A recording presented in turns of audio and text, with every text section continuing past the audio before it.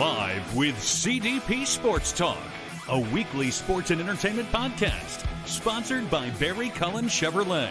Live on YouTube, Facebook, Twitter, Twitch, and LinkedIn. And on audio via Apple Podcast, Google Podcast, Spotify, Anchor FM, iHeartRadio, Amazon Music, Radio Public, and TuneIn. Now, here's your host, Chris Palme.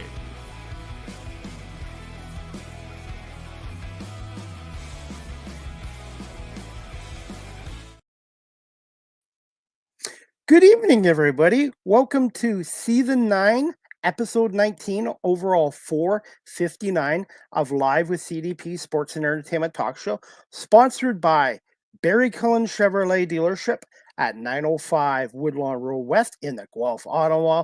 Check out barrycullen.com for the newest selection of new and pre-owned GM vehicles, as well as a great selection of all-electric vehicles and Cadillac products as well. You can call the dealership at 519-824-0210 and tell them Chris Palme sent you, or you can email the dealership at info@barrycullen.com. I've been a customer of Barry Cullen Chevrolet here in Guelph since the year 2000, and they are family run and operated here in Guelph since 1969. Live with CDP Sports and Entertainment Talk Show is also sponsored by Wellington Brewery at 950 Woodlawn Road West here in Guelph, Ontario. Check out their website, wellingtonbrewery.ca, and make sure to try a welly on, and please remember to drink responsibly as well. I hope everyone's doing well on this Wednesday, November 27th, 2024, a month away from Christmas. And before we bring on our guests, I want to wish my American family and all my friends and my guests a very happy U.S. Thanksgiving Day tomorrow, which is Thursday, November 28th in the States. Here in Canada, we celebrate our Thanksgiving in the first week of October. So we're a little bit earlier than the U.S. So all right, guys, I'm going to bring on my guest. This is her first appearance on Live with CDP Sports and Entertainment Talk Show. Her name is Lourdes Ayon, a stand-up comedian born in Tijuana, Mexico, and raised in San Diego, California. So we're going to bring on Lourdes, and we're going to talk about her comedy career. Good afternoon or good evening. How are you? I'm doing well. Thank you for having me. Thank you so much for coming on. How are things out in California right now? I know it's 7 o'clock here. It's 4 o'clock there. How's the weather there? A little bit nicer. I'm looking out that way because my window's right there. It's sunny and clear skies finally, but we've been having some rain in the last week and a half. So it's been cold, and it's starting to get cold. We're moving into the fall, and I live in Sacramento, which is north of San Diego, the northern part of the state. And the colors are changing, so you get these beautiful orange and brown and these yellows that signal fall and winter. Fall is one of my favorite times of year, and being here near Toronto, here in Canada, we get our 4 seasons. And to me, our summers are hot and humid here, but I really like the fall because of the time of the year as well, and the cooler temperatures. And for the past months, we've had a lot of rain. It's a good thing it hasn't turned to snow, but it's been rain. But we're supposed to get some snow here this weekend. So, but hey, I have a friend that is from Sacramento. His name is Cameron Eden, and he's a New York Yankees prospect as well. And I told him one day I have to get out to California. I've had many guests on my show from the state of California, and that's one state I need to get out to in the future. Yeah, it is. It's a beautiful state. It's very different depending on where you're at. If you're in the north, if you're in the south, if you're in the Central Valley, if you're near the coast, or if you're in the mountains, you get everything here in California. The weather, it's very different in the coast versus inland, versus mountains. There's lots to see. And we have Yosemite over here, and it's beautiful as well. When it gets warm in Sacramento on the northern side of California, is it a humid heat like we have here, or is it more of a dry type of heat? No, it's dry. It's super dry over here. Okay, I was just curious about that because I'm not a big fan of humidity anymore, and our summers here get really humid. So, yeah, no, it's very dry. The heat here is not only dry, but not a lot of wind. So you could feel a little like, oh my God. Sometimes there's this what they call delta breeze. So you feel a little bit of wind coming through. I feel like it's fake. I don't feel it like cooling me down. But yeah, I suppose I do prefer maybe drier versus humid. Though I like humid because it makes my skin look great, and the dryness of this weather doesn't make my skin look great. So Absolutely. How long have you been in Sacramento? And I was reading up on you. You're originally from Tijuana, Mexico, and then you were raised in San Diego. yes, so I've been in Sacramento most recently, like I'm going on 14 years here in Sacramento. I'm kind of returning to Sacramento because I'm, like I said, originally from San Diego. I went to UC Davis, which is one of the universities, part of the University of California system. There's Davis up here. I came up here for college, so I left San Diego to come for college. That's how I got acquainted with Sacramento back in the 90s. And then I went back home and I came back again. So I feel like both Sacramento and San Diego and Tijuana obviously are part of my home. And being here the last 14 years consecutively, but in the 90s, I was here for about 6 years. And then back here again, it feels very much like home still for me. But both places, like I said, both San Diego and Sacramento too. What do you miss about San Diego the most, and what do you love about Sacramento the most? I miss the weather in San Diego. Like there's a different kind of, it gets very cold over here. It doesn't get as cold over there. There's just a different sort of temperature wise. The 70s, if it's 76 Fahrenheit here, is very different in San Diego. 76 Fahrenheit in San Diego is different over there. And I think it's because there's a little bit more moisture in the air. I think that's what I miss. But I also miss my family a lot. My entire family is in San Diego. I have my parents, my siblings, everybody's there. They come to visit me, but not as often as I'd like. I end up going down to San Diego more than they come up here. And what I love about Sacramento, I love that it's kind of a small town with like a city feel, but it's still got that it's a city, but it's got a small town feel is what I meant to say. So it's sort of similar to Buffalo, New York. Buffalo, New York's got 400,000 people, and it's considered a big city, but it's got that small town feel to it. Yeah, and I think I have to say that even though I am a city girl, I do like the small town feel of living. And I do love cities, and I love like big downtown high rises. I get San Francisco is a hop, skip, and a jump away from here. It's about an hour and a half, hour and 40 minutes. I love going over there. I love the high rises. I love going over the Bay Bridge and then seeing the skyline in San Francisco. It's so beautiful. I love it. I've been to 13 states, but I've never been to California. I've actually been more to the states than my own country. In the states, you have your states, and here we have our provinces. Have you ever been to Canada as of yet? No, I haven't. I want to. Like, I really do. I've been close to when I was visiting Portland. I wanted to keep going. And then last time I was in Chicago and we wanted to keep going, and I just didn't have the time to do it, but I want to. I do have an interesting anecdote though. We had your prime minister that I bumped into in Spain. Like Justin 2 years Trudeau? ago. Justin Huh? Trudeau. Yes, Trudeau? yes. Tell And us. yes, I did. I was in Barcelona. No, I was in Madrid, Spain. And I think they were doing like their G7 summit or something like that. And when I got to the hotel, there was some serious security. They weren't letting us in. And so I was like, but we're registered here. I want to get in. And we had to get through. There was all this security that you had to go through, even those checkpoints where they check to see if you have any metal.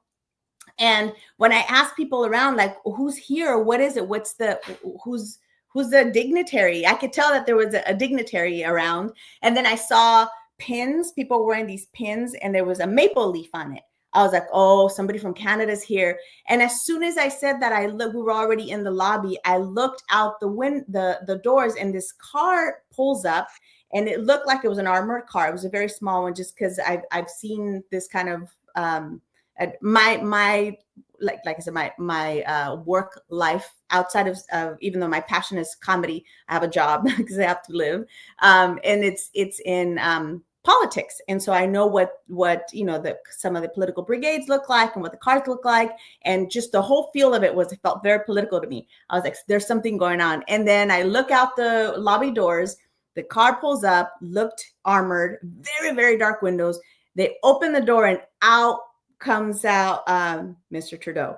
And he is a beautiful man. And I have to tell you, this man floated. He floated through the lobby. Like everybody was looking at him, and he was very, very gracious and very elegant. And he said hello to everybody just like in passing. But I just happened to bump into him as I was checking in. So it was a really funny kind of moment. So I figured, I was like, he's from Canada. I have to share this with you guys. Absolutely. And his late father, Pierre Trudeau, was the Prime Minister of Canada in the late 70s and early 80s. So it's always been in his blood and in his family. Oh, he was very gracious. And I have to tell you, he just had this incredible just air about him. He was very confident. I was like, God, if I could only have an ounce of that to walk into a room and to already take up so much space in a positive way. It was a wonderful kind of moment for me to see that. Like in the States, you have your Democrats, and here in Canada, we have liberals and conservatives. So yeah, you guys are Republicans and Democrats, and here our version is liberals, which that's what Justin Trudeau is. And then we have our Conservative Party, which is the type, sort of like the Republican Party here in Canada as well. So that's cool, kind of a cool story. Yeah. Were you able to at least shake his hand or get a selfie? No, I just said hi. I was just like, hi.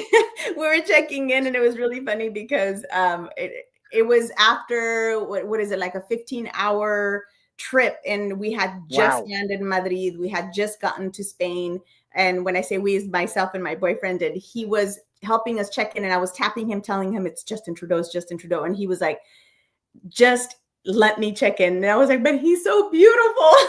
It's just like totally forgot about being tired, totally forgot about everything. And all I had, the opportunity that I had to do was just kind of wave, and he just smiled and kept walking. Very That's gracious. awesome. Thank you for sharing that here on my show, because I am based out of just outside of Toronto. I'm about 6 hours from Ottawa, which is our capital, that's where Justin Trudeau is a lot of the time here is on Ottawa. But hey, I wanted to ask you this. Sure. You're in Sacramento. How far is Sacramento to San Diego?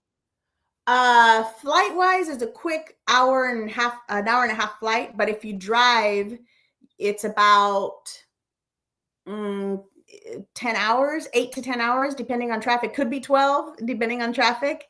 If you leave really late at night and you don't catch any traffic, because that LA traffic is murder. So I try not to drive down.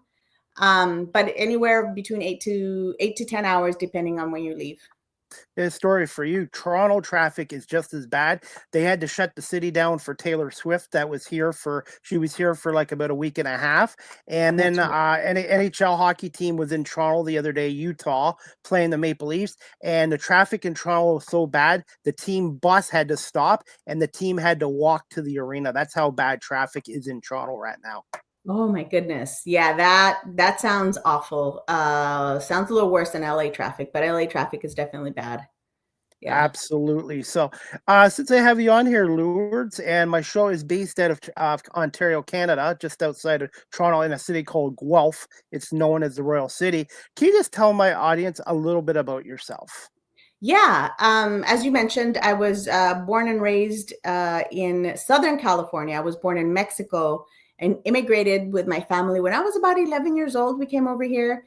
And so I'm a border girl. So San Diego is very close to the border. It's like, especially where we grew up, or where we ended up living and staying, it's about 20 minutes from the border. And we still have a lot of family there in Mexico. So Tijuana, we would go visit them very often. And my family had a home. My dad still lives there.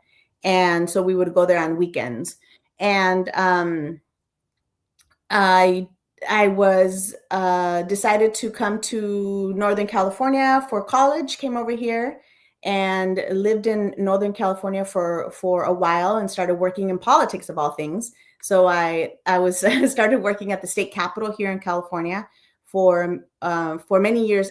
After college, in fact, I started working as a receptionist at the Capitol.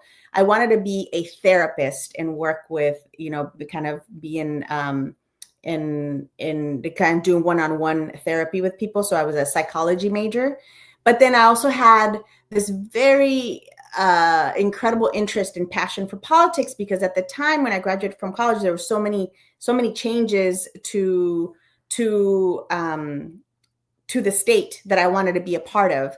And that's how I got involved and stayed actually working within politics for many years. So that job took me there, but I always felt like the number one thing, or the things that I appreciated the most about politics, aside from the policy is important and working to making sure that we improve the quality of lives of people, which is the number one thing that I wanted. In particular for me, was access to education, because that's how I felt I got out of poverty, like moving on. What I love the most is people and networking and meeting people. And I love people and just talking and mostly making people laugh. And I've been having this ability to just, break in conversation and make anything funny and make it interesting and tell these stories of things that have happened to me. And I enjoyed that so much that one day I was just like, I should probably just do this. Let me do this. And I started in comedy, kind of getting to know comedy a little bit about 9 years ago, maybe a little bit longer than that. And then I stopped because it's hard. Comedy isn't easy. And I don't think that I had the confidence or I wasn't like in the right mental state to be able to pursue it. And then finally, the last 3 years in particular, I've been, especially right after COVID, I became incredibly consistent with it, and have been able to do a lot with it in a relatively short amount of time.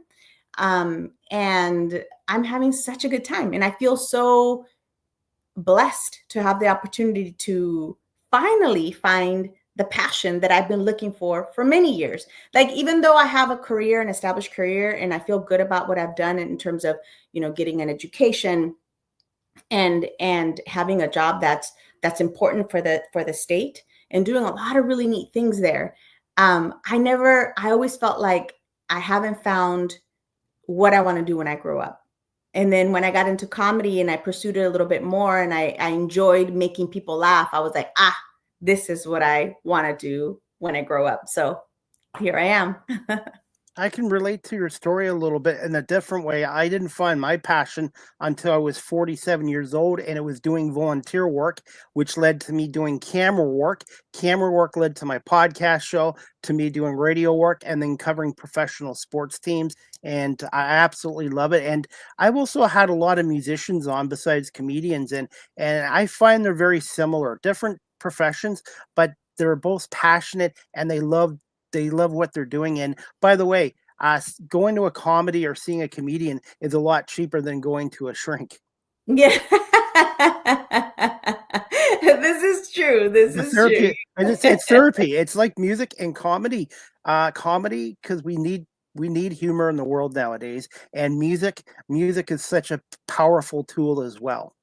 Yeah, I agree. I come from a family of musicians. My dad introduced us to music he's self-taught and has been playing acoustic guitar for many, many years. And we had a band growing up in the family.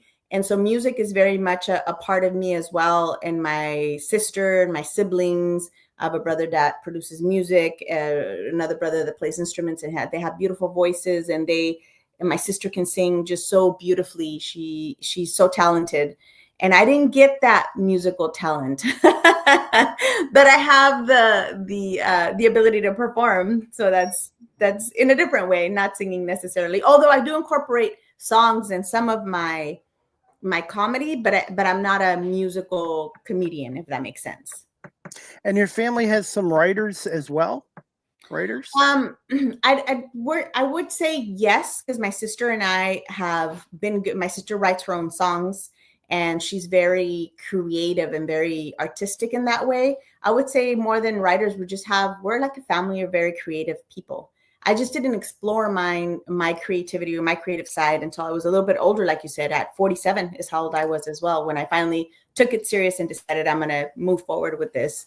It was once I think it coincides also very closely to when my daughter went away for college. So when she went away for college, I think I was like, well, what do I do now with all this time? And I was like, well, I'm just going to go ahead and be me. I was so sad about her leaving, right? Because it's never, I only have one daughter, and it's never easy to be an empty nester. But I also took it as an opportunity to find myself more. I had been married for 17 years and divorced I've been divorced now for almost 7 years. And when my daughter went away for college, it really hit me like, oh my goodness, like I'm by myself. It wasn't like a bad thing, but it was also like, what do I do now? And that was a catalyst, and also a very strong and important drive for me to really find myself, because I felt like if I can find myself and be happy, then I can maintain also like a close relationship with my daughter. And that's exactly what's worked out, versus me trying to figure out, when are you going to be here? It's more like, look, I'm doing all these things, and I can still be myself, and then be so fulfilled still on my own that I could still be a really good mom to her in turn, because I'm finding myself in a very good way. And I've been speaking to some high school students once a month about careers, and I tell them the importance of education in the classroom. But education doesn't stop in the classroom; it's lifelong, and you don't have to pick a career at 19 years old or 17 as a teenager. You can have 2, 3, 4 careers. And for me, this is what I love doing: the people aspect, the storytelling, the listening aspect, and connecting with people. And I've had people on my show from 7 different countries around the world so far. Wow.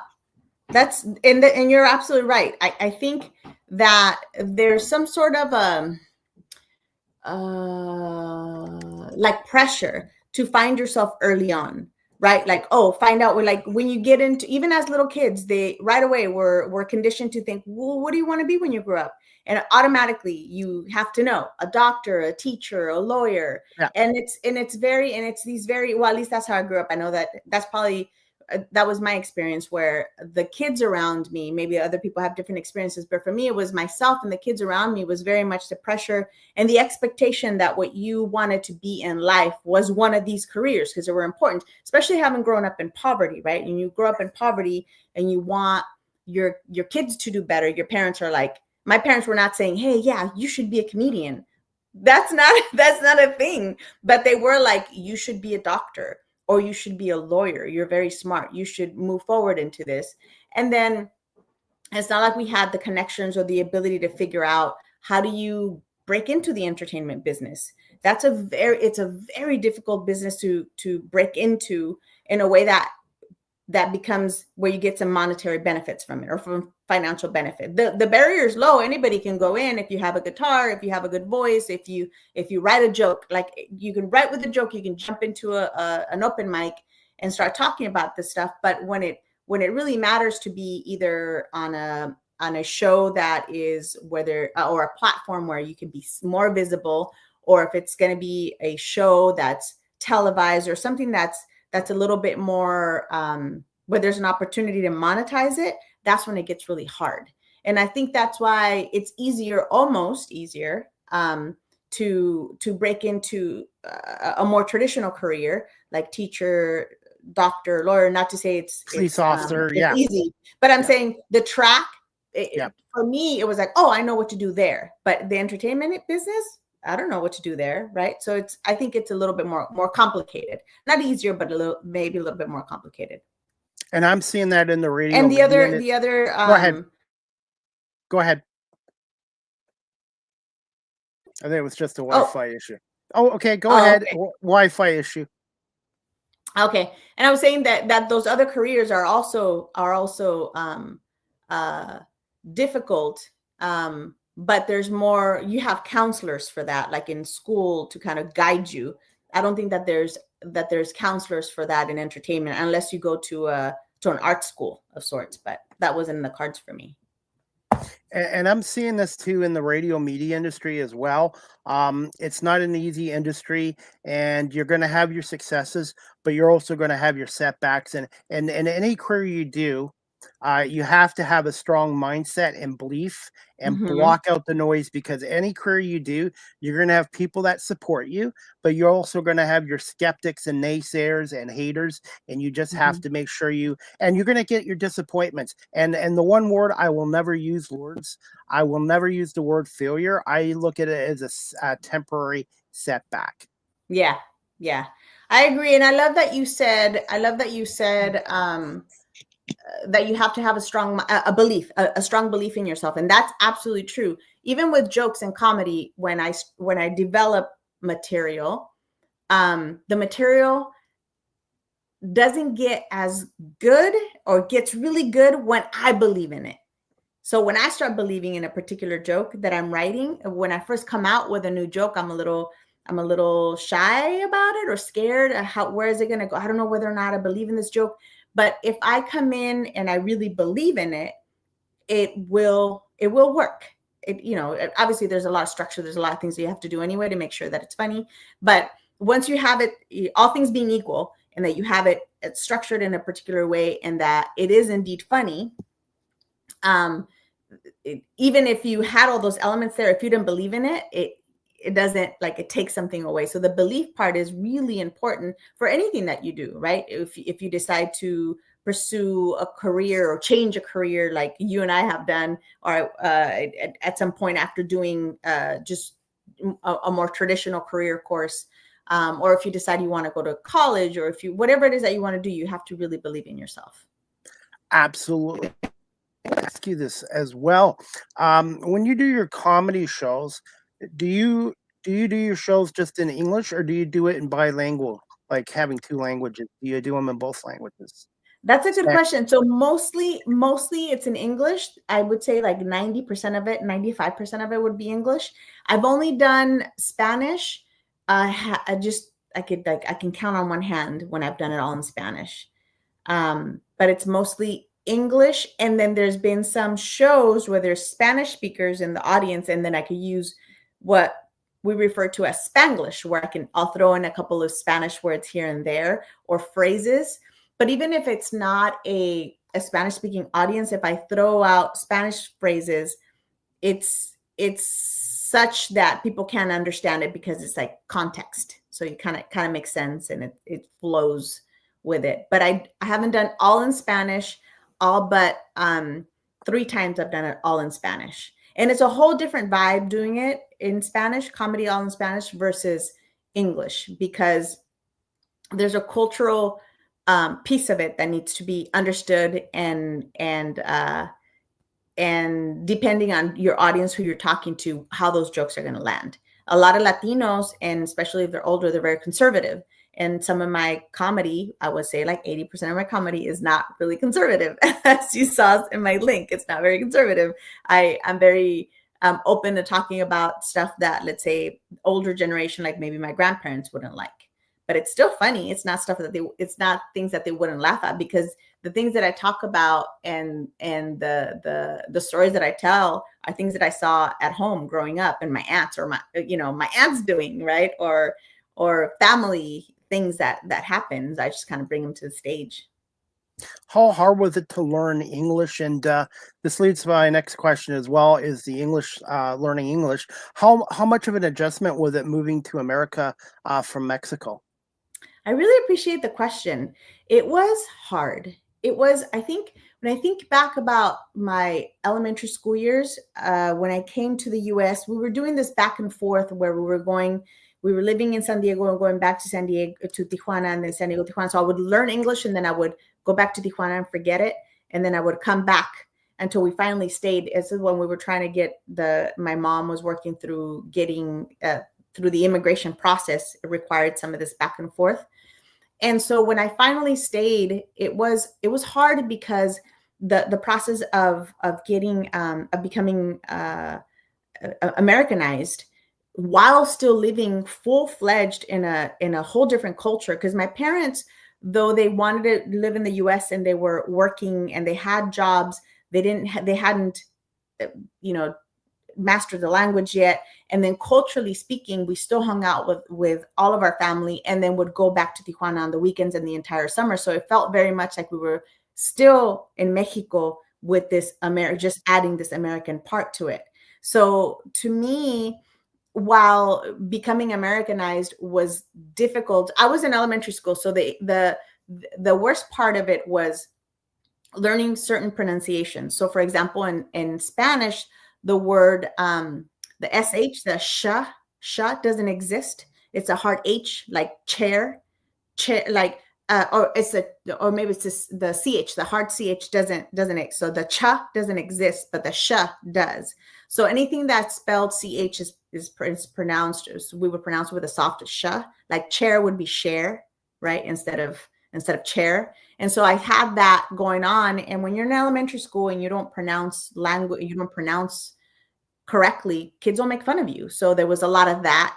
And I had this particular incident in 6th grade. 2 things happened. Is when we finally came in 5th grade, I didn't know how to speak the language at all. I didn't even know how to ask to go to the bathroom. Like, I remember I had to use the bathroom when I was in class, and I raised my hand, and the teacher was like, "Okay, Lourdes," and I just said "beepy." And that is apparently the international word for I have to use the bathroom, because she gave me a hall pass to go to the restroom. But in 6th grade, I had managed to learn the language, but I had a very thick accent. I still have an accent, but it's a little, I think it's more of a regional accent, but that my accent was a lot thicker. That when I asked my teacher if I couldn't say sharpen, right? So I asked my teacher during a test, and where everybody was very quiet, I asked him if I can sharpen my pencil. And he laughed, and the whole classroom laughed. And he said, "You can sharpen your pencil if you can chine my shoes."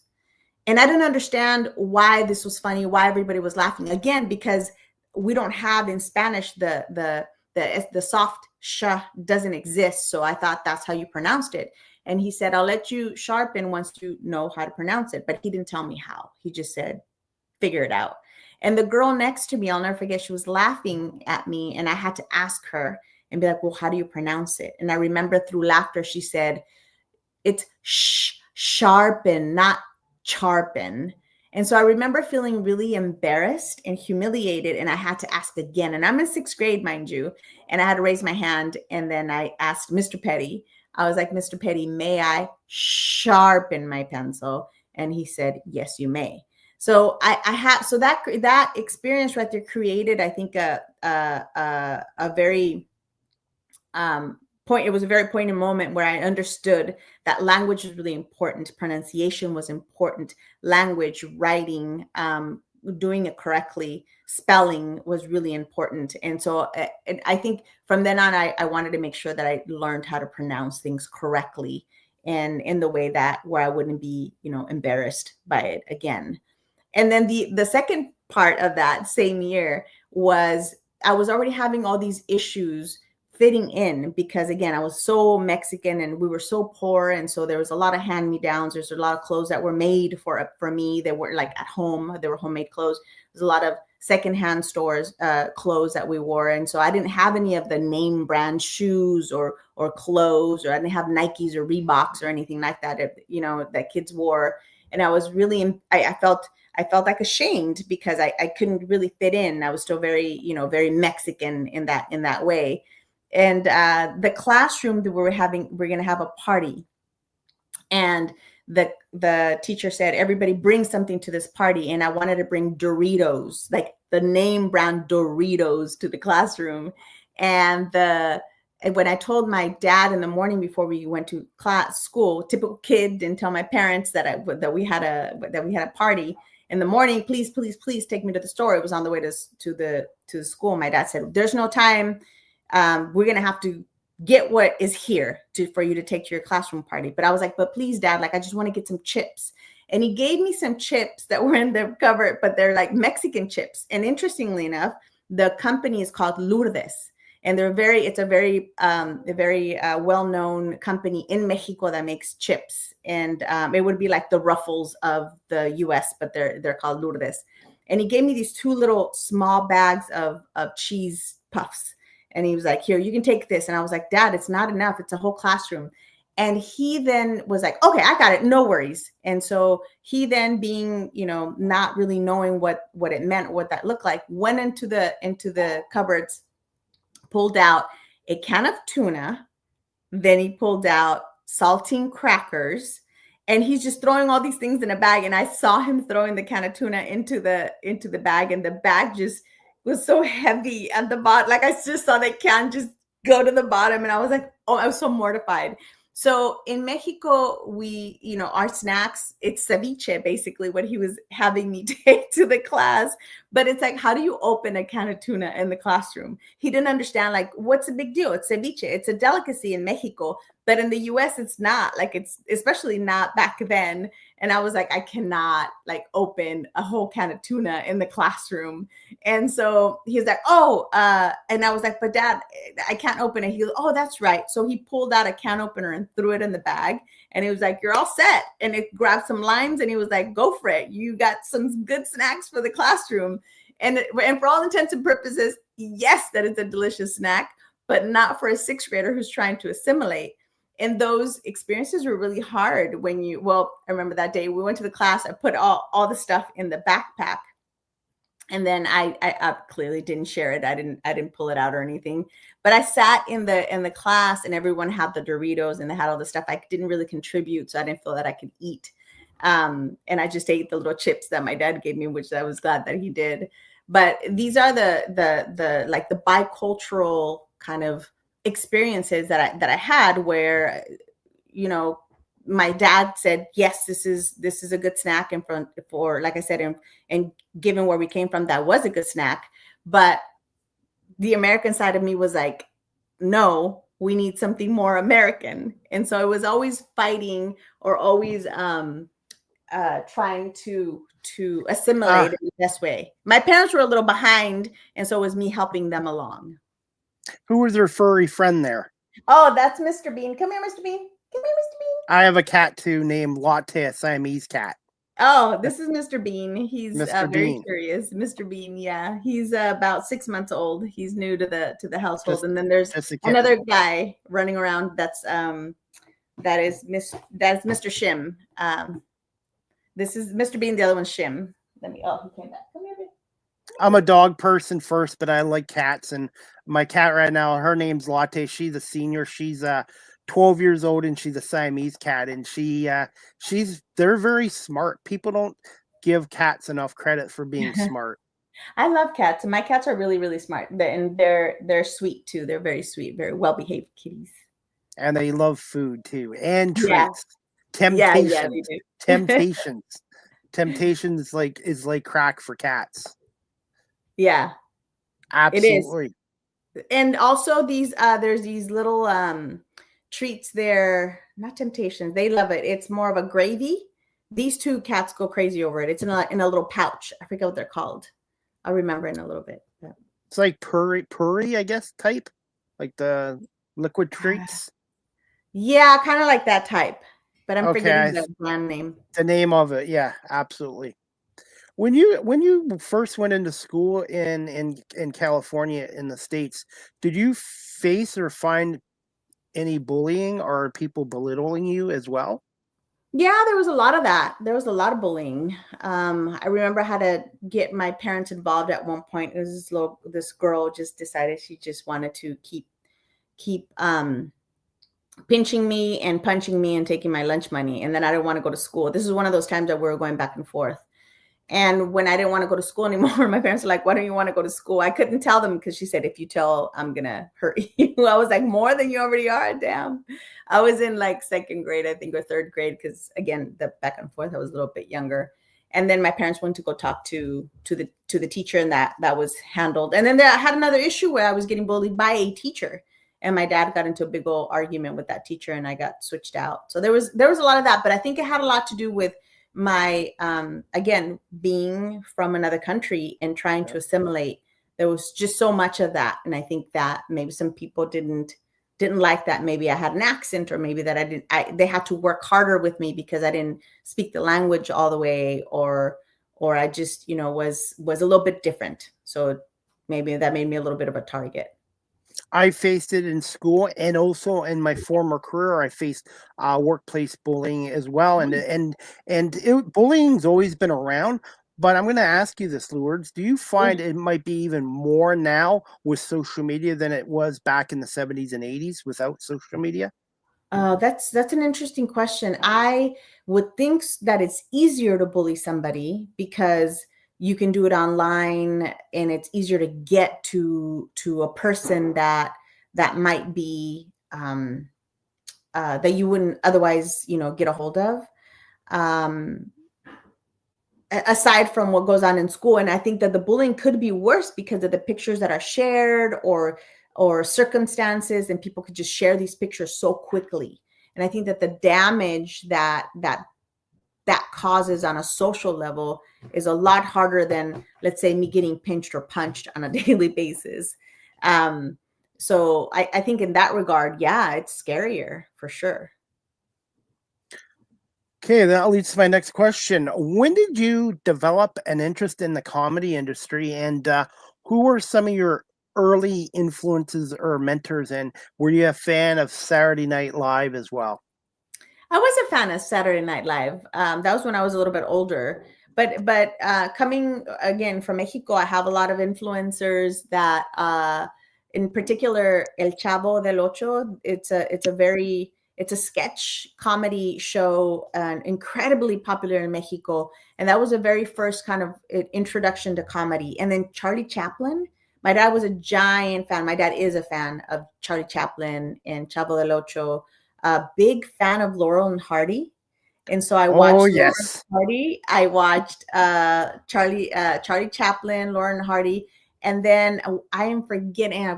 I'm so Three Stooges? The Three the Three Stooges? Stooges, obviously. Oh my God, absolutely, 100% Three Stooges. But the other two guys, I did the Who's on First. Abbott and Costello. Abbott and Costello, and the other guy that had the telethons.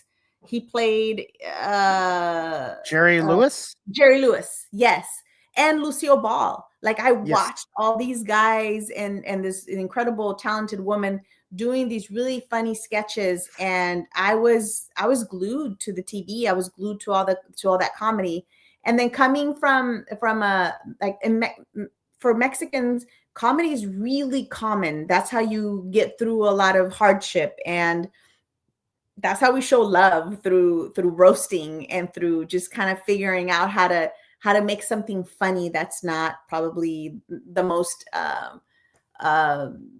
I don't know, if there's a situation that you don't like, it's, you just kind of make it funny and it's all better. I think that's part of it too. In my family, my mom's very funny. So is my dad. My brother, who's 2 years younger than I am, has a knack for just being able to say the right funny thing at the right time.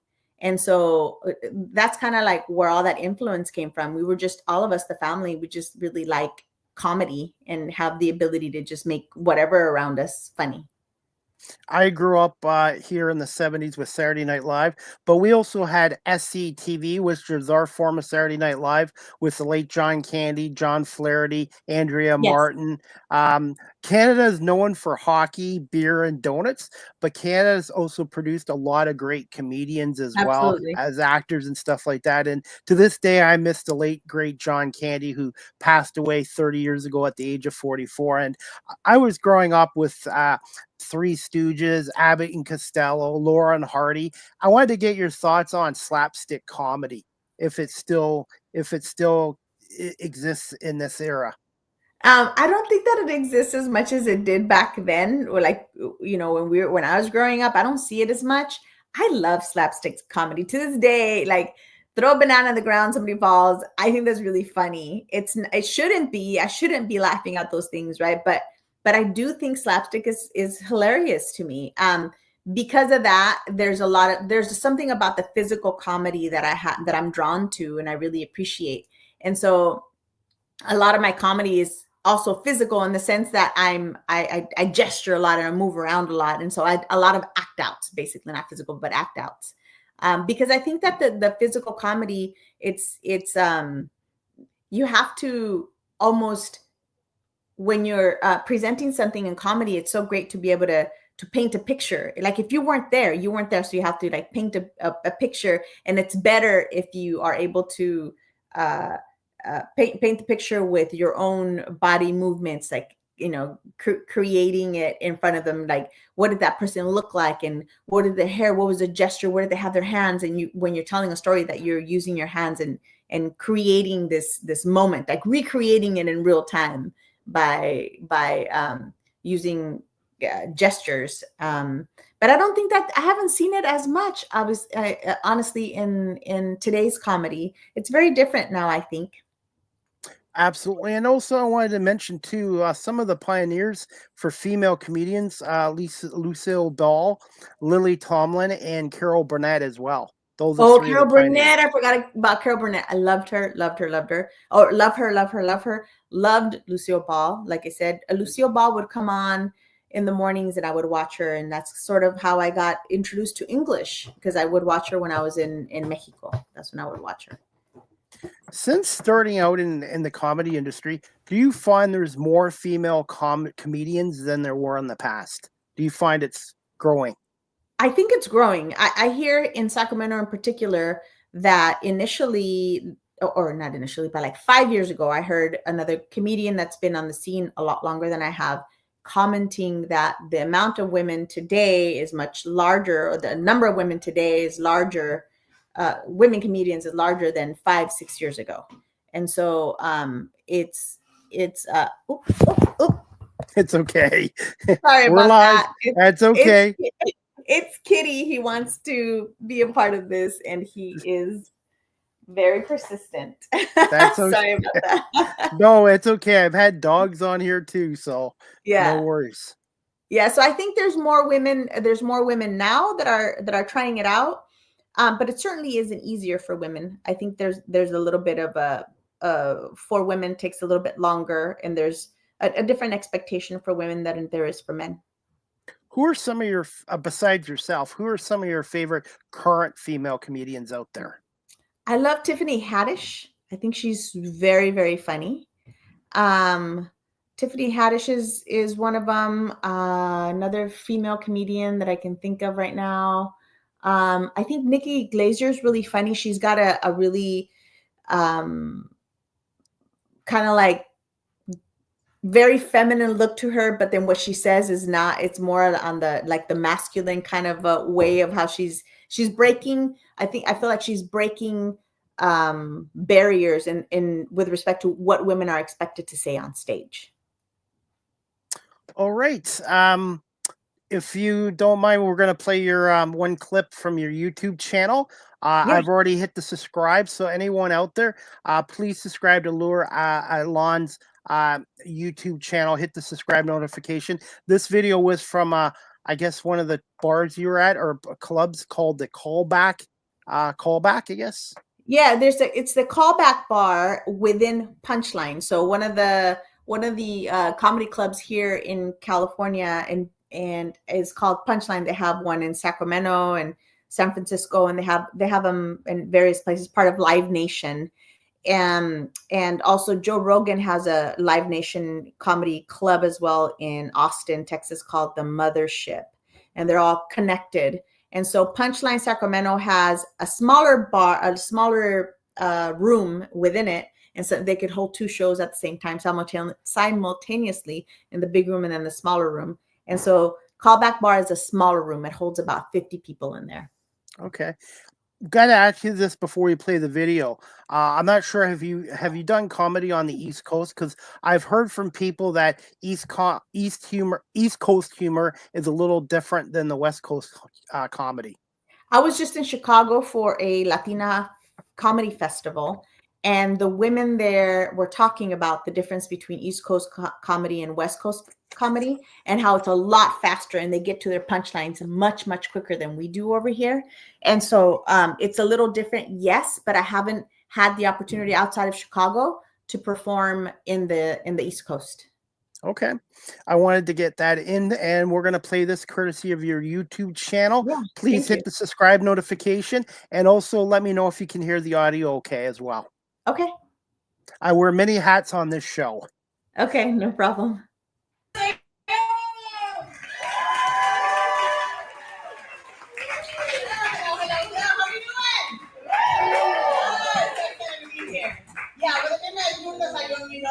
Mexican. I know, I'm super Mexican and I love it.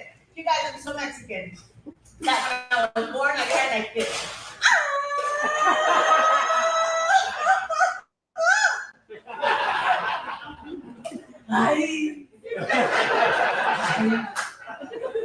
It's so dramatic being born Mexican.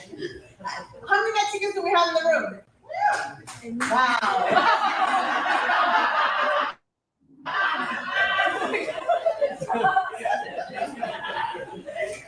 So I'm also American.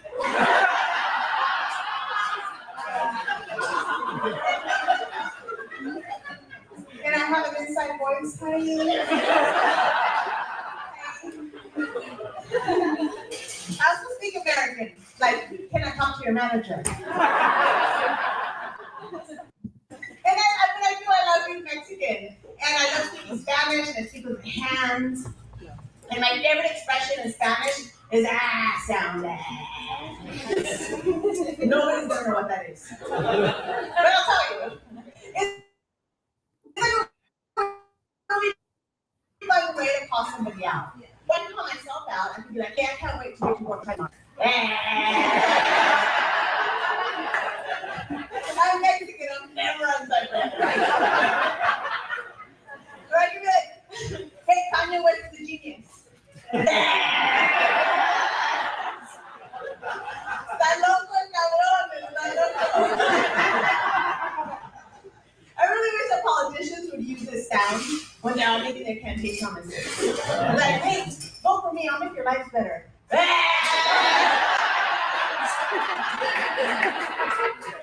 can't. Don't vote for me, no inflation. Like, look at you trying to go places and eat at a regular price. I can't. No reasonableness here. I hate inflation. Every time I think I'm doing all right in life, inflation's back. No, you're still poor, bitch. I hate it. This is a really good thing that I grew up rich in Tijuana. I was poor as fuck growing up. It sucked growing up poor. And I can't, because of it, I can't throw anything away. I can still hear my grandparents or my grandma. She's like, no, don't throw it away. Don't throw it away. It's still good. Don't throw it away. So like I said, I can't throw anything away. Like I can't even throw away shitty jokes. Porque no, mija, espérate. Don't throw it away, mija. Maybe you can sell it for parts. Hold on. My grandma, she's a survivor. She knew how to survive in poverty. So she would be like, mija, sell it right. Véndelo bien. Grandma, I'm 6, I don't know. A little bit of candy. Yeah. So I'm out here trying to make my grandma proud. And I dated this really rich guy because I'm trying to make him proud. And so when I get to his house, like his big giant fucking house, and like the moment I get there, I immediately just want to start cleaning it. I don't know.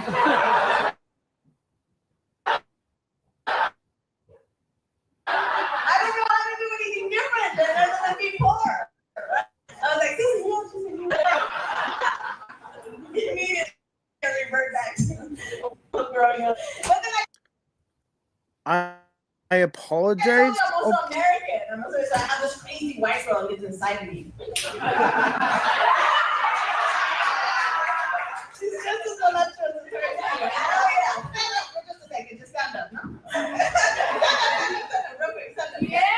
Take a look.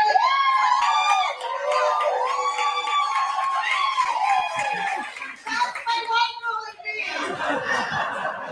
And she's like, girl, stop. Be better. So when I clean it, she's like, we're here to fuck him.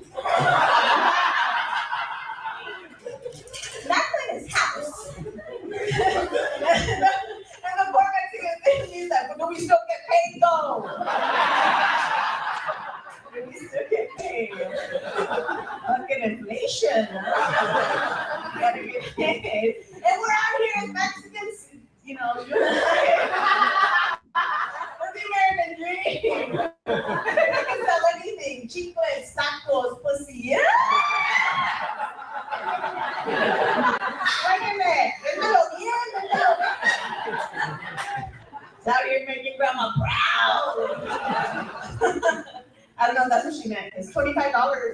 Cheese. I'm not sure. I'll leave you all on this one. I turned 51 years old this year. And because I'm Mexican, I grabbed that number and turned it around and had a reverse quinceañera.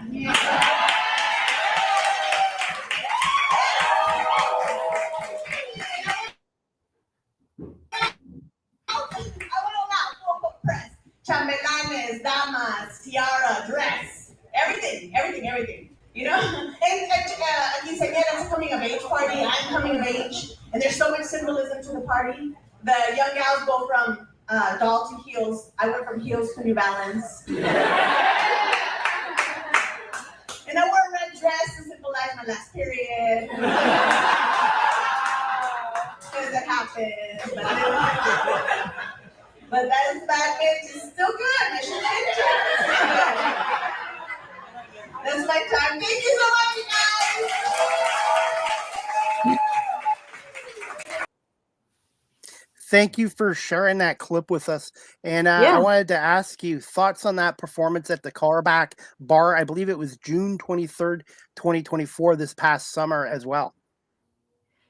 Yes. I had a lot of fun doing that performance. Every time that I perform, I get more comfortable on the stage and more comfortable talking to people.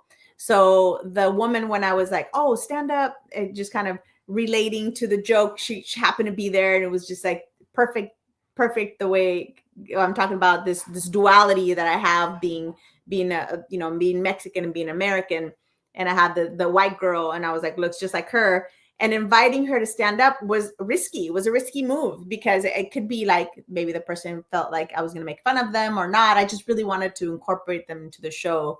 The room is intimate. Like I said, it's about 50 people in there. And I love those kind of rooms because you can really get that energy back and forth with their laughing and me saying more things. And I wanted to incorporate her as part of it. And I felt like that was the right move. First I said, no, never mind. Okay. Because I got scared, like, oh, don't do this, little this. But then I was like, no, yes, do this. That's fun.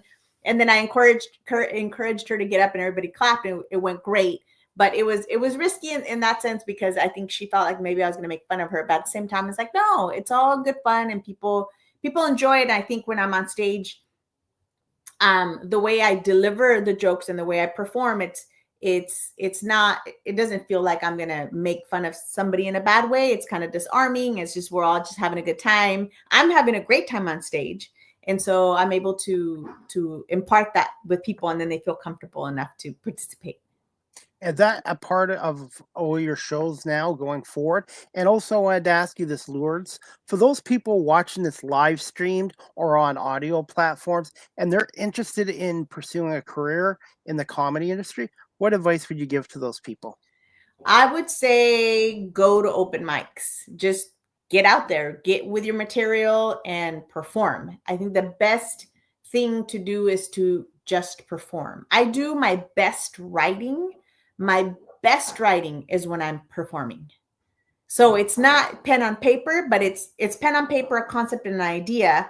But then when I perform it, it gets better because I was like, I never would have thought of writing this, but I think of it on my feet as I'm performing it. So ad-libbing. Yeah, the ad-libs are sometimes funnier than what I could have written. And it works really well. And then I end up using it in the future, and it's fine. For example, getting that woman to be like, oh, stand up was kind of an ad lib in the moment kind of a thing. And it worked. And so when, the situation has to be such, you have to kind of read the room. There's a lot of stuff going on, but if I can, I'll bring that back if it lends itself. But for somebody wanting to do comedy, I'd say just do it. Just get out there and do open mic comedy. You have to get in front of an audience and mic in your hand and start performing in order for what you wrote to actually become reality. Get your reps in. And by the way, when I started this show 5 years ago, I scripted everything, and I had some guests on from pro sports teams. They gave me some advice. Chris, you could write down points and notes, but have a natural conversation with your audience makes for a better show. Talk to your guests like you're at a coffee shop or a sporting event or at a mall. And I've learned that too. I do write my points down, but I've learned to ad lib and think on my feet, and it makes for a better conversation with my guests. Oh, I agree. I used to be highly scripted. And if I didn't say a particular word in a particular order, it would mess me up on stage. And now I just, ad lib it and go with the flow or the energy of the room. So I agree with you. It's definitely write your comedy, but perform it for the audience that is before you, because sometimes it changes. It changes. I'll say the same joke in two different rooms and the joke will hit differently. So and listening skills. And for me in radio and media, listening is just as important as talking, because when you ask a guest a question, they could give you the answers to 4 or 5, 10 different questions as well. Yeah, I agree. Listening is really important. Can you tell us about the writing aspects of writing your own jokes, and what are some of the hardest aspects of it? So writing jokes is really complex because there's a lot of different things that you can write to make funny. There's observational comedy, there's sketch comedy, there's storytelling. What I do is, for the way I write my comedy, is I tell snippets, stories of my life, and I put them onto a joke. And so I'll grab 2 or 3 different things that happened in my life and I'll squish them together. Because, for example, I'm talking about my grandma, and my grandma said, sell it right, mija. She obviously didn't tell me that at 6, right? But I can exaggerate that moment of her saying that because I heard her saying it to somebody else. And I thought that's an interesting concept, because my mom said, oh, your grandma would say this, sell it right. And I was like, what does that mean? What does that even mean? And so that stayed with me. So I grab a concept or I grab an idea and I put them together in different places and spaces. And so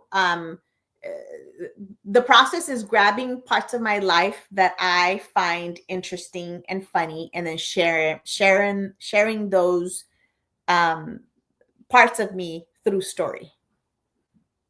What's the average length of one of your shows? It depends. I've done sets where people will book me on a show for 10 minutes. I started at 3 minutes and it seemed really hard. And now when people are like 10 minutes, 7 minutes, sometimes they'll be like, oh, this is a 7-minute bit. Those are really hard to do, especially now that I'm used to doing 20 minutes, 25 minutes. I can do up to 45 minutes if I wanted to.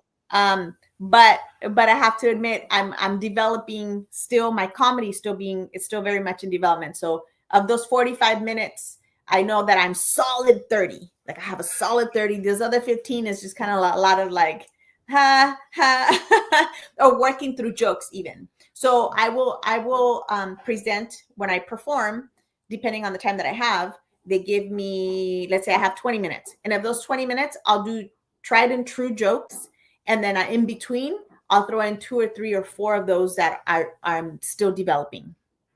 And so I treat a performance like an opportunity to introduce new jokes. And so the 45 minutes would be, me introducing 5-minute bit of something here. And that's me introducing 3 new jokes, anywhere between 3 to 5 minutes each. Wanted to ask you this as well. Do you have any rituals or superstitions before a live performance?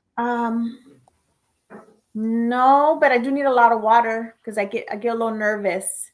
And so I just need a lot of water. And I feel like if I don't drink water, I'm not going to do well. That's the only thing. But I don't have any rituals and I don't have any superstitions. I tried to incorporate, rituals. It didn't work. Honestly, just being myself is, the more I accept myself, the more happy I am with myself, the more I am like really appreciating who I am, warts and all, right? Everything, because I'm not perfect, obviously, but warts and all, the more I can appreciate the warts, the better that I am. So I work on myself before a live performance on daily, right? And the thing that I do too that's really important for me, I don't drink or do anything. Like I'm 100% sober doing these performances, because it's really important for me to catch on to that energy that a live audience provides. And if I'm under the influence, which I've tried drinking to, get the nerves in check. I've tried drinking a little bit or drinking a little bit more than I normally would have to get myself, let's say, where can I perform the best? When I'm, let's say, drinking, it blocks me from being able to receive that energy that a live audience provides, or being able to respond appropriately or quickly, or the timing is off. My timing is off, or I'm not able to listen appropriately to the audience even if I'm a little bit buzzed. I'm a lightweight anyway, but I just try not to drink. So that's, for me, alcohol is a no-no, 100% sober, and then a lot of water. How long does it take for you to gauge an audience mood? And do you prefer to open up a show, or in the middle, or at the end? It doesn't take long to gauge an audience mood. I prefer to go in the middle or the end. Opening up is so hard because it's like anything. We're trying to get to know each other. The audience is a little, shy, maybe a little holding back a little bit. Opening up is about just getting them ready for the other comics and in the lineup, which is it's a very important role to have when you're doing a show, to be the first one. It's called the bullet, when you're taking the bullet. Yep. It's a really important role, and it's really because you're setting the tone for the night. I take that role very seriously, where I try to do the best that I can to get everybody in a good mood and create good energy so that the rest of the show can go well. But it doesn't take very long to figure it out. Sometimes if I'm really nervous, it takes me longer. The less nervous that I am, the easier that I'm able to connect. What's the biggest audience you've performed in front of so far, and maybe some of the toughest crowds that you've had so far, or if you've had one tough crowd? Yeah, the biggest audience I performed for is like 250 people in San Francisco. Wow, that's a lot. It was a lot of people, and honestly, I do better in bigger audiences than I do in smaller audiences. The toughest audience that I had was when I went to Oregon, and I was new to comedy, and it was a more conservative audience than I planned. And so I didn't look at my demographics as closely as I should have. And so now I'm better at it. It was a learning experience, right? Like, you go, and I'm doing these jokes. Initially, when I first started, my jokes were maybe a little bit more, a little racier than they are now. Now it's more structured in terms of, it's still like, it's not clean comedy, but it was worse before, and not worse. It was like, it didn't have a story, because I'm still trying to get to know myself more. And so as I'm struggling to learn a joke and remember a joke, I'm forgetting to pay attention to the audience who I'm actually performing for. So that was in Oregon. I had a very conservative audience that I should have prepared better for. I've been told by some other comedians too that every city or state or province or country, you have to do your homework on where you're performing, because every area is different. And that's what I try to do with my show. Every guest I have on here is different, and I try to get their bios and try to read up on my guests and to try to find some facts about them and stuff like that. Do your homework, basically. Whatever career you're in is what basically do your homework. I agree. I didn't do it in the beginning, and that was a great learning experience for me.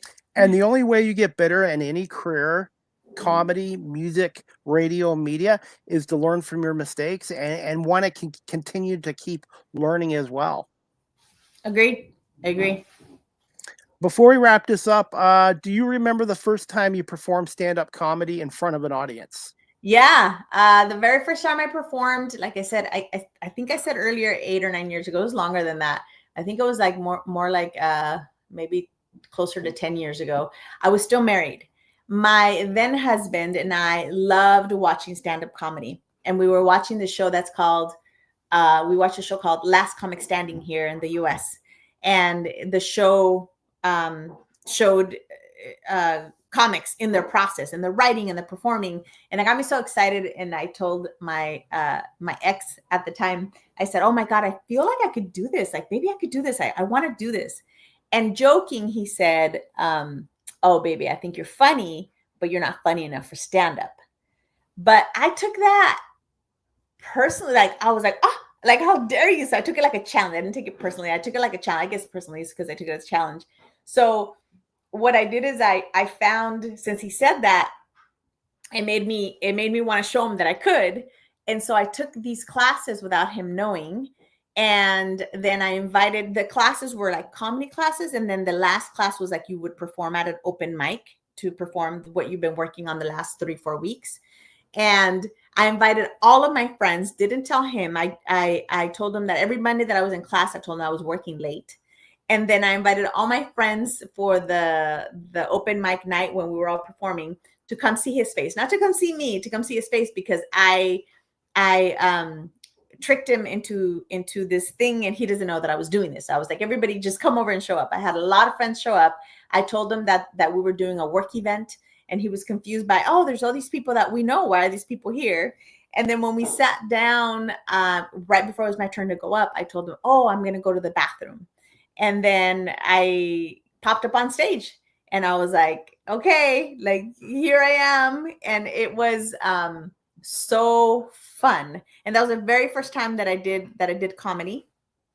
And I remember saying, I hope I'm still married after this. And everybody started laughing. And it was so fun. And I proceeded to do like 7-minute or almost 8 minutes of material. And it went off really well because of the way I presented it and all the people that I brought together. But when I go back and I look at that, I'm like, oh my God, I can't believe I said that. I did that.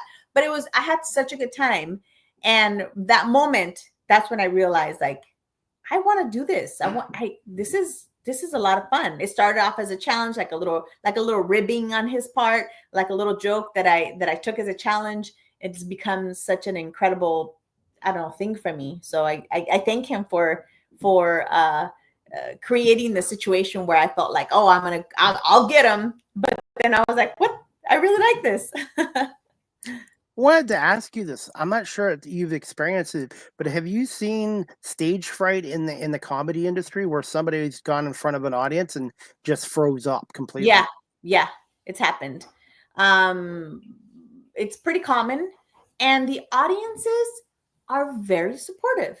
So it usually happens in open mics. And when that happens, the comics are in the back. Once that happens, we look out for each other. So we're like, hey, it's okay. And so we'll start clapping in the back, giving them an opportunity. And then the rest of the audience, they tend to be very, very supportive, at least the ones that I've seen. Very, very supportive. All right. And I'm going to put you on the spot here since it's the U.S. Thanksgiving tomorrow. What are some of your most memorable Thanksgiving Day and Christmas moments, as Christmas is only a month away as well? Yeah, I'm glad you asked that question as well, because I memorable Thanksgiving and Christmas days are always with my family growing up, with my parents, my mom, my dad, and then afterwards bringing my daughter to my mom and my dad and spending time with them when they were still together. It's been there's so many of them, but it really is just me thinking about being with my parents and my siblings and my nieces and nephews. In fact, one of those nights we did a talent show because we all have something to contribute with respect to talent. But the thing is that you have to do a talent show, but not what you're good at. So my sister couldn't come up and sing, right? Because we already know she can sing and she's really good at it. My brother couldn't come up and do like a beat or a song because we already know he's very good at it. So everybody had to do something different. And we did this, like, I want to say this was like 15 years ago, maybe about 15 years ago, maybe longer, way before I got into comedy. And what I did was I did stand-up. And they were all laughing at me. And I grabbed all these Rodney Dangerfield jokes and I pretended to be Rodney Dangerfield and I did stand up for like 3 minutes. And it was so much fun. Hey, I got to ask you this. A couple of my first guests were actually female ventriloquists. What's your thoughts on ventriloquists? Oh my God, I love it. I love ventriloquists. I think they're so talented to be able to manage a character in, it's themselves in a character at the same time, but in a different way. Oh my God, I love it. They're so fun. Yes, I had one on Christine Barger from LA and Lindy Jane from Australia, and they really turned the puppets into like life. Like it's Yeah, just amazing. I'm in awe. I'm in awe. I'm in awe of that. Have you thought about trying it? No, I'm barely trying to get my head around what I'm doing now. I don't know that I can add something else to it.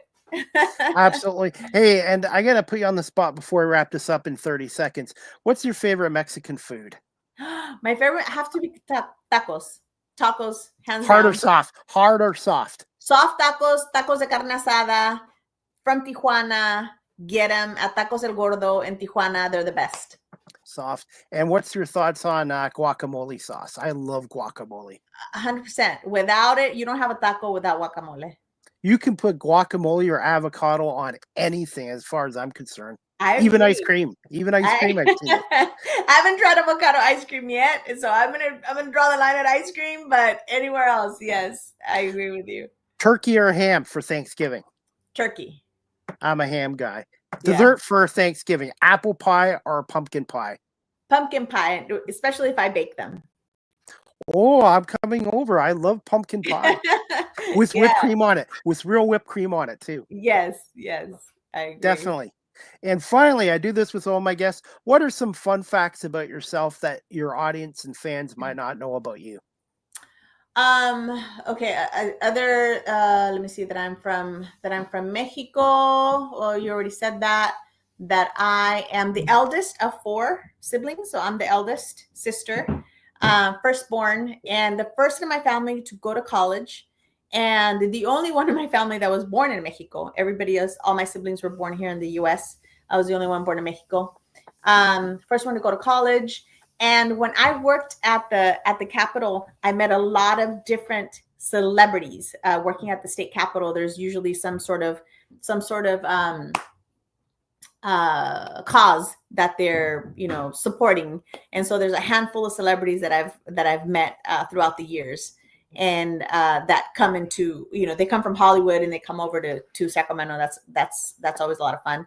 And that I work in politics. I'm as an advocate for an energy company here in California, an energy company that is headquartered in San Diego, in my hometown. And you work at a Sacramento, so it's not that far of a commute. And how important is it to have a passion for whatever you do in life? Depending on what you're doing, I think passion can make or break you, right? Passion is important to have in the things that truly matter. Like, I'm very passionate about being a mom. I'm very passionate about comedy. I'm passionate about, let's say, my cats. I love them. Like, I think that for me, passion helps propel me forward to want to be better, and like, for example, to be a better mom, or to be a better comedian. It gives me the motivation and the drive that I need to keep fighting and working, because otherwise I'll just be, on the couch. You never want it. The word I wanted to use is complacency. Whatever you're doing in life, the day you start getting complacent is maybe the day you should look at something else. Yeah. Yep. I agree. And finally, where can my audience follow you on social media, if you have a website, and the best way of contacting you, and if you'd like to promote your upcoming shows?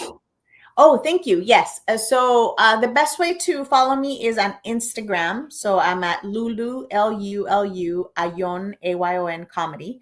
And follow me on Instagram, Facebook, and also on TikTok. So I don't do a lot of Twitter, but mostly TikTok, Instagram, and Facebook. So send me a direct message if you have any questions about where I'm going to be performing.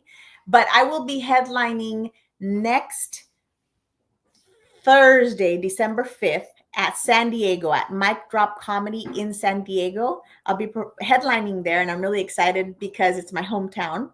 But prior, the day before, so I'm going all the way down to Southern California for it. The day before, I'll be at Laughs Unlimited in Long Beach, Southern California as well.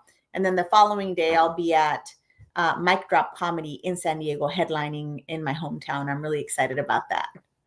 And when you come back to the East Coast again, whether it's in the States or Canada, what cities would you like to perform at some point? Oh my God, I would love to perform again in Chicago, but I would love, love, love to perform in Boston and New York. That would be so much fun. And Toronto would be nice too. Toronto, yes, I'm so sorry. Toronto would be great. Well, next time I go over there, I'll go to Canada. I'll let you know ahead of time for sure. Absolutely. And where can our audience follow you on YouTube? Your YouTube channel again? Yes, my YouTube channel is Lourdes Ayon. I think it's my full name, Lourdes Ayon. I think that's my YouTube channel. And I apologize if I mispronounced your name. No, it's okay. It happens a lot. I'm used to the different iterations, but you did not mispronounce it though. Okay, well, I always take pride on it. But hey, I want to say thank you so much for giving us over 80 minutes of your time tonight. And you have an open invite to come back on our show again and continue success in your comedy career. And when I do come out to California or Sacramento, that area, I will definitely come out there as well. And that's wine country too, isn't it? Yes, Napa is like 40 minutes from here. Yeah, wonderful wines over there. As for wine, what do you like, white or red wine? So I used to be red, and now as I'm getting older, white is better. Sauvignon Blanc in particular is what I like. It makes me, it's more refreshing. And the Pinot Noirs. Have you tried ice wine yet, which we have here in Ontario? Ice wine? They've tried doing slushy wines here. Yeah. But I haven't tried. It's like slushies, right? Yeah. It's pretty good, but not in Ontario. I think I'd love to try it over there. And in Ontario, province of Ontario, our wine area is Niagara Falls. The Niagara region is our wine capital here. Okay. So, but anyways, I want to say thank you so much for giving us some time today, and give me a little bit of time tonight, and I will send you the video, the audio, and I'll do a couple of reels and clips, and I will add you on TikTok as well. Oh, thank you so much. It was such a pleasure. Thank you, Chris. I love doing this. I'm so glad that you followed up. I'm very, very busy, so I love that to be able to have this time and make this time for you. Love to be able to do it again at some point. And also, if you do come to Sacramento, look me up, and I'm happy to connect with you as well when you're in town. Okay. All right, deal. Thank you so much. Happy Thanksgiving Day. Enjoy your holiday, and we'll talk to you soon. I appreciate it. Thank you so much. Have a good night. You too. Bye. Thank you so much. Bye. Okay. Bye-bye. All right, guys, that concludes season 9, episode 19, overall 459 of Live with CDP Sports and Entertainment Talk Show, brought to you by Barry Cullen Chevrolet and Wellington Brewery. I want to say thank you to my guest, Lourdes Ayon, a stand-up comedian out of Sacramento, California. Before I wrap up this show, guys, I have a friend who's a stand-up comedian in Atlanta, Georgia, and she's doing a fundraiser coming up on Saturday, December 14th, 2024, 8 p.m. to 10 p.m. Eastern at the Loft at Center Stage in Atlanta, Georgia. It's basically a stand-up for Asheville, North Carolina, that was recently impacted by a devastating Hurricane Helene. And they're doing a fundraiser there on Saturday, December 14th, again at the Loft at Center Stage in Atlanta, Georgia, from 8 p.m. to 10 p.m. And my friend's name is Arma Benoit. She's in charge of this. And if you're interested in getting a ticket, you can do it through their websites. I forgot to write down the websites, but if you check out my friend Arma Benoit, she'll have all the information there as well. They're looking for people to purchase tickets for this event, and they're also looking for sponsorships, and they're also looking for donations. They're doing a comedy fundraiser to support Asheville, North Carolina, which was recently hit hard by the Hurricane Helene as well. If you check on my social media pages, I do have the links to the websites where you can sponsor or donate or purchase a ticket through Ticketmaster.com as well. So that is the event again is called Stand Up for Asheville, North Carolina, a night of comedy for a cause. Again on Saturday, December 14th from 8 p.m. to 10 p.m. at the Loft at Center Stage in Atlanta, Georgia. All right, guys. Before we wrap up this show, just want to announce my next live with CDP Sports and Entertainment Talk Show. Again, sponsored by BarryCullin.com and WellingtonBrewery.ca on Thursday, November 28th, the U.S. Thanksgiving Day at 8 p.m. Eastern with my special guest, August O'Neill, a comedian, and she's a 12-year veteran. So we're going to talk to her about how she started up in the comedy industry and some of her favorite moments in the comedy industry that she's been doing for 12 years now. And wishing everyone in the U.S. a happy Thanksgiving Day. And tomorrow there's 3 football games. We've got Chicago and Detroit at 12:30.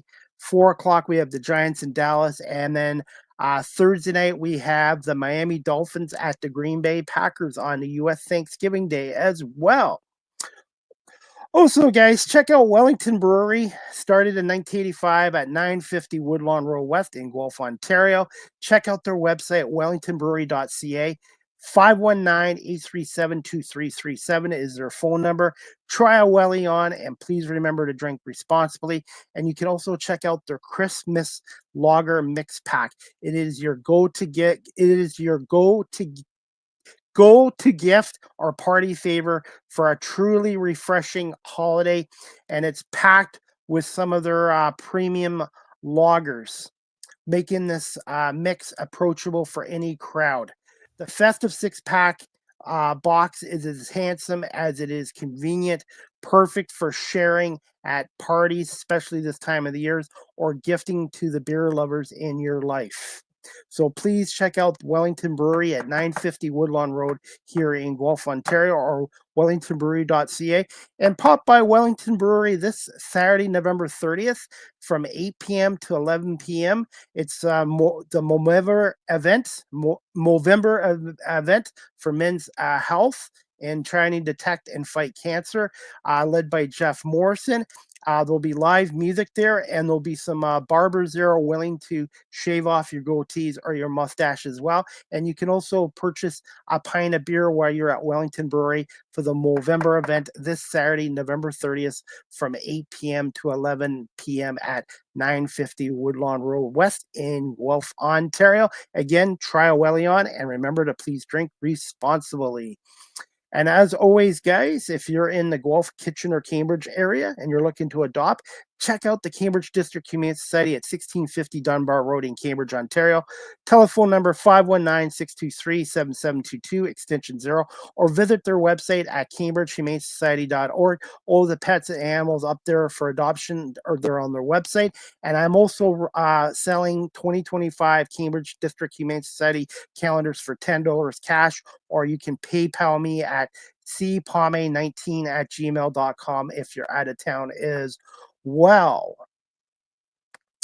Live with CDP Sports and Entertainment Talk Show is live streamed on these platforms: YouTube, Facebook, Twitter, X, Twitch, LinkedIn, and now available on Instagram. And make sure you hit that follow notification. You can also check out my website at beacons.ai/ChrisDPalme. Live with CDP Sports and Entertainment Talk Show, again, is sponsored by Barry Cullen Chevrolet Dealership at 905 Woodlawn Road West in the Guelph Auto Mall. Check out BarryCullen.com for the newest selection of new and pre-owned GM vehicles, or their great selection of all electric vehicles and Cadillac products, or call the dealership at 519-824-0210, or email them at info@BarryCullen.com. Speaking of Barry Cullen Chevrolet, guys, it's that time of the year where winter is coming. You can check out Barry Cullen Chevrolet for winter tires. You can get up for winter tires at Barry Cullen Chevrolet. You can get up to $120 in instant rebates with the purchase of 4 new tires. More details at barrycullen.com. So if you purchase a set of 4 tires, you'll get $120 in instant rebates for winter tires at Barry Cullen Chevrolet, or check out their website, barrycullen.com, for more details. One last thing about Wellington Brewery, guys. Right now they have a flash sale, 10% off their site, 10% off their website right now from November 25th to December 2nd. And check out their special pale ale, $2.97 a can, or County Brown Ale at $2.97 a can as well. And if you purchase them online up until December 2nd, you'll get 10% off as well at Wellington Brewery. You can also follow this content creator at TikTok at Live with CDP. Make sure you hit that follow and subscribe notification. StreamYard is the official live stream provider of Live with CDP Sports and Entertainment Talk Show. If you're in the webinars or podcasting, check out StreamYard.com. They have free plans, paid professional plans that I have, and they have business plans for businesses as well. Check out StreamYard.com and contact their sales department today. Live with CDP Sports and Entertainment Talk Show. The audio version is available on these platforms: iHeartRadio, Amazon Music, Spotify for podcasters, Apple Podcasts, Breaker, Pocket Casts, Spotify, Castbox, LinkedIn, Pandora, TuneIn, YouTube Music, and Good Pods. And also make sure you hit the subscribe as well. And I want to say thank you to my subscribers on YouTube. And I'm trying to get to 500 YouTube subscribers. I'm at 489 right now. So let's get CDP up to 500. I'm only 11 subscribers away. So check out Live with CDP Talk Show on the YouTube channel, or type in Chris Palme. Hit that subscribe notification and like notification, and get updates from when I'm doing my live shows as well. You can email Live with CDP Sports and Entertainment Talk Show at cpalme19@gmail.com. And also, guys, if you'd like to support my radio work and media work, I am on PenPal, cpalme19@gmail.com, if you'd like to contribute to my radio and media work show as well. And I'm also on Cameo. Check out cameo.com/Chris Palme and book your personalized video today, or I can do a Christmas wish for you, or Christmas gifts. Give yourself a Christmas gift from CDP through cameo.com/Chris Palme. I'd be happy to do a personalized video for you as well. And remember to follow me on all these social media platforms: Facebook, Threads, Twitter, X, Instagram, and also my YouTube channel. And I'm also on LinkedIn as well. And I'm also looking at Blue Sky as well.